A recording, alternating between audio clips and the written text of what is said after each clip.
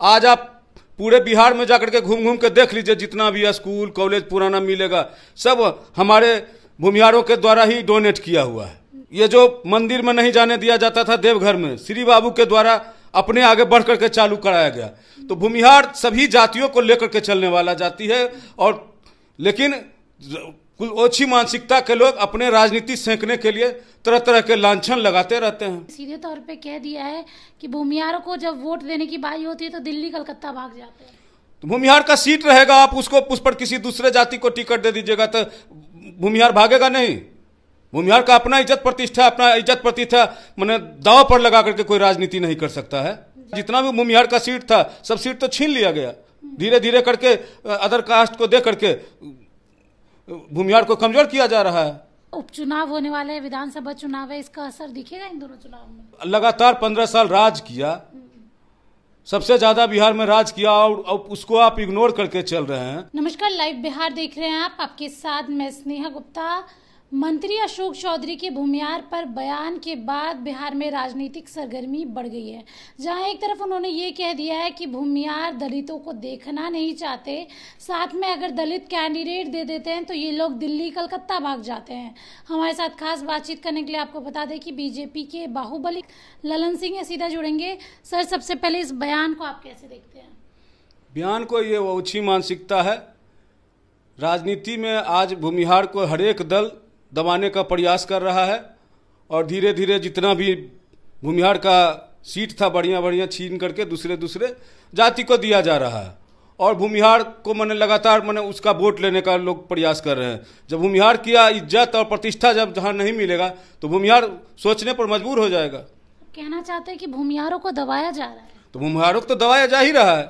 लोग हम लोगों पर लांछन लगाते हैं कि दलित को पीड़ित को। आज आप पूरे बिहार में जाकर के घूम घूम के देख लीजिए, जितना भी स्कूल कॉलेज पुराना मिलेगा सब हमारे भूमिहारों के द्वारा ही डोनेट किया हुआ है। और ये जो मंदिर में नहीं जाने दिया जाता था देवघर में, श्री बाबू के द्वारा अपने आगे बढ़ करके चालू कराया गया। तो भूमिहार सभी जातियों को लेकर के चलने वाला जाति है, और लेकिन कुल ओछी मानसिकता के लोग अपने राजनीति सेंकने के लिए तरह तरह के लांछन लगाते रहते हैं। भूमिहार कहाँ खड़ा है अब राजनीति में? क्योंकि सीधे तौर पे कह दिया है कि भूमिहारों को जब वोट देने की बारी होती है तो दिल्ली कलकत्ता भाग जाते हैं। तो भूमिहार का सीट रहेगा, आप उसको उस पर किसी दूसरे जाति को टिकट दे दीजिएगा तो भूमिहार भागेगा नहीं।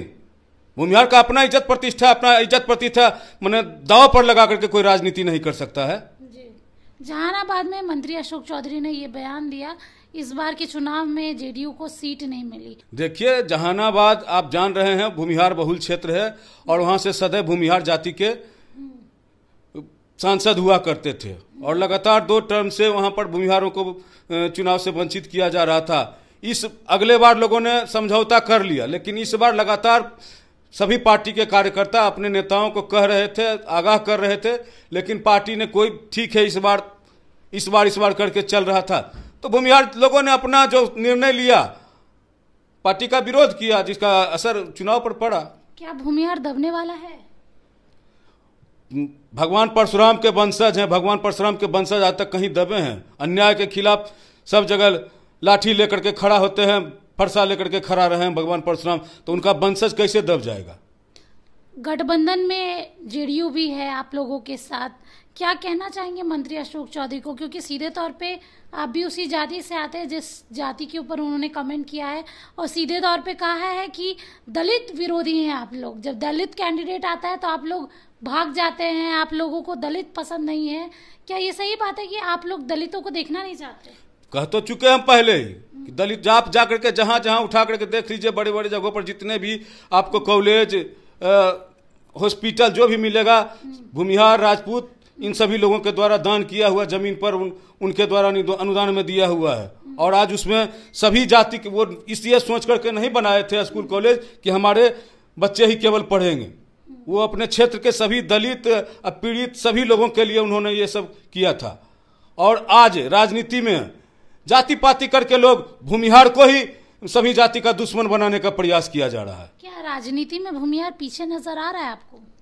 जब सभी जाति मिल करके भूमिहार को पीछे करने का प्रयास कर रहा है, जितना भी भूमिहार का सीट था सब सीट तो छीन लिया गया, धीरे धीरे करके अदर कास्ट को दे करके भूमिहार को कमजोर किया जा रहा है। इस बात में कितनी सच्चाई है कि आप लोग दलित विरोधी, आप लोग दलितों को आगे नहीं बढ़ाना चाहते, आप लोग चाहते हैं कि दलित हमेशा पीछे रहे? दलित कह तो रहे हैं, ये बात आप बार बार घुमा करके काहे पूछ रहे हैं? हम तो कह रहे हैं कि दलित, हमारे श्री कृष्ण बाबू जब बिहार में मंदिर में कोई दलित को जाने नहीं दिया जा रहा था तो श्री कृष्ण सिंह ने ही इसका बीड़ा उठाया और सभी दलित को एक साथ लेकर के देवघर के मंदिर का पट खुलवाया और सभी दलित को वहां पूजा करने के लिए स्थान दिलवाया। तो हम लोग कैसे हम तो लोग तो मैंने उस समाज से आते हैं कि सारे दलित को लेकर के एक साथ चल रहे हैं, लेकिन लोग राजनीति करके हम लोगों को दलित से दूर करने का प्रयास किया जा रहा है। सीधी तौर पे आप लोग के बीच आग लगाने का काम किया जा रहा है। जी, राजनीति में यही मैंने आग लगाने का काम किया जा रहा है, यही कहा जा सकता है। मंत्री अशोक चौधरी ने बोला है कि मैं किसी जाति विशेष को नहीं बोल रहा था, मेरा वो कहने का मतलब नहीं था, मैंने अपनी पुत्री की शादी भी भूमिहारों की जाति में ही कराई है। तो इस पर क्या कहना है? तो उस पर यही कहना है कि शादी के समय में एक विध होता है, वो विध लगता है छूट गया होगा, भाड़ी पढ़ने वाला, वो भाड़ी सुनने के लिए उन्होंने ये सगुफा छोड़ा है। हम लोगों के यहाँ मैथिल भाषा में वो शादी ब्याह में भाड़ी पढ़ा जाता है, समझी गाली ने दे छी मजाक करे छी, और बहुत सारे बात हैं। हमको लगता है उसी प्रक्रिया के तहत इन्होंने ये शुरू किया है। कहीं ना कहीं अब इसका असर दिख रहा है क्या? उपचुनाव होने वाले हैं, विधानसभा चुनाव है, इसका असर दिखेगा इन दोनों चुनाव में? चुनाव में तो जब भूमिहार जाति को जो भी दल इज्जत प्रतिष्ठा देगा, भूमिहार जाति उसी के साथ जाएगा। भूमिहारों को इग्नोर नहीं किया जा सकता। भूमिहार को जो यहाँ पर लगातार 15 साल राज किया, सबसे ज्यादा बिहार में राज किया, और उसको आप इग्नोर करके चल रहे हैं। इग्नोर करके चलिएगा तो कहाँ तक, कैसे हो पाएगा ये? तो देखिए, भूमिहारों को अगर इग्नोर करेंगे तो जातियों के आधार पे जो राजनीति चल रही है, भूमिहार को कोई इग्नोर नहीं कर सकता। और अगर इग्नोर करेंगे तो विधानसभा और उपचुनाव में इसका असर तो देखने को मिलेगा, जिस तरीके इस बार लोकसभा चुनाव में नतीजे आए थे सामने। अब बने रहिए हमारे साथ, तब तक के लिए बहुत बहुत शुक्रिया।